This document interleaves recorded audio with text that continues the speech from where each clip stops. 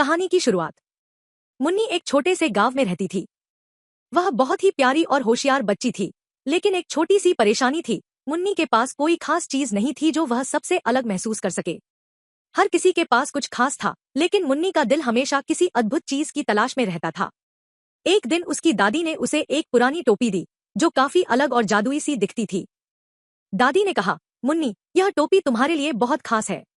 जब भी तुम इसे पहनोगी, तुम्हें कुछ नया देखने को मिलेगा। टोपी का जादू।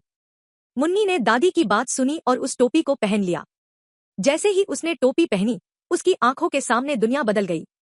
अचानक वह देख सकती थी कि फूलों के पास छोटे छोटे परियां खेल रही थी, चिड़िया रंग-बिरंगे गीत गा रही थी और पेड़ हंस रहे थे।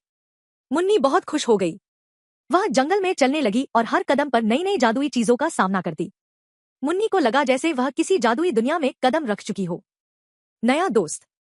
एक दिन मुन्नी को रास्ते में एक छोटा सा सफेद खरगोश मिला, जो किसी से मदद मांग रहा था। खरगोश बोला, मुन्नी, मैं अपना घर खो बैठा हूँ, क्या तुम मेरी मदद करोगी? मुन्नी ने टोपी पहने हुए उसे देखा और तुरंत उसे घर की दिशा दिखा दी। टोपी के जादू से वह हमेशा सही रास्ता ढूंढ पाती थी। कुछ ही मिनटों में खरगोश का घर मिल गया और वह खुशी खुशी वापस चला गया। कहानी का अंत। मुन्नी ने महसूस किया कि इस टोपी की सबसे बड़ी बात यह थी कि यह उसे सिर्फ जादुई चीजें ही नहीं दिखाती थी, बल्कि उसे यह भी सिखाती थी कि अगर हम अपने दिल से दूसरों की मदद करें, तो सच्ची खुशी मिलती है।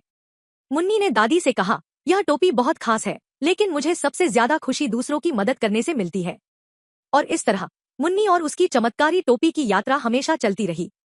वह अब न केवल खुद को, बल्कि अपने दोस्तों और जानवरों को भी खुश रखने में माहिर हो गई थी।